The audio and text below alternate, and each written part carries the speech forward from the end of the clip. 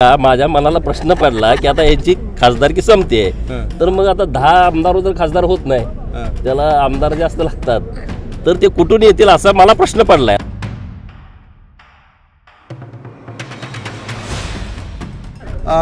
अजितदादांचा चिरंजीव 1800 कोटीच्या लफड्यात सापडलेला आहे। कसं काय काय अडचणी वाढणार आहेत महायुतीच्या जमीन ते बघा हे सगळे आपल्या मीडियाच्या माध्यमातून आम्ही बघितलेलं आहे।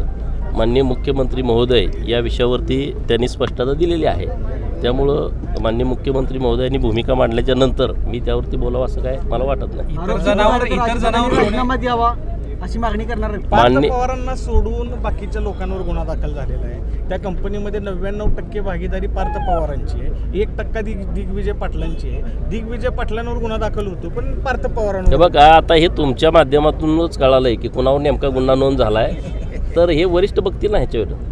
मी अजून काय एवढ्या वरच्या लेवलला नाही नाही असं काय नाही मावळ वगैरे काय नाही, परंतु माननीय मुख्यमंत्री महोदयांनी ह्याच्यावरती एकदा स्पष्टता दिलेली आहे। 70,000 कोटीपासून सुरू झालेला प्रवास 1800 कोटीवर येऊन थांबला आपल्या काळामध्ये। नाही त्याच्यावरती आसूड ओढत होता, आता काय महाराष्ट्राची जमीन आहे म्हणून कुणी अरे नाही असं काय नाही कुणाची जमीन कुणी घ्यावा असा विषय नाही, परंतु म्हणून तर गुन्हा दाखल केलाय ना, असं काय नाही। महार वतनाची जमीन जरी असली तरी सरकारनं त्याबद्दलचे निर्देश दिलेले आहेत, त्यामुळे कुणी असा काही गैरसमज करण्याची आवश्यकता नाही। अजित पवारांनी राजीनामा द्यावा अशी तुम्ही मागणी करणार आहात?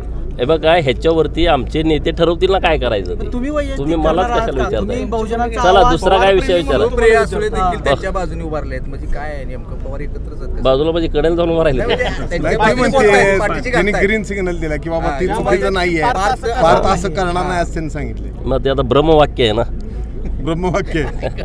चला बोला। 26 ला शरद पवार 26 ला कुठे येतील, त्यांची मुदत नाही असं आहे बघा। माझ्या मनाला प्रश्न पडला की आता याची खासदारकी संपते तर मग आता 10 आमदार जर खासदार होत नाही त्याला आमदार जास्त लागतात तर ते कुठून येतील असा मला प्रश्न पडलाय। आता त्याचं उत्तर काय येते ते एप्रिलमध्ये बघू आपण। ते महाविकास आघाडीचे आहेतच की एवढे आहेत का?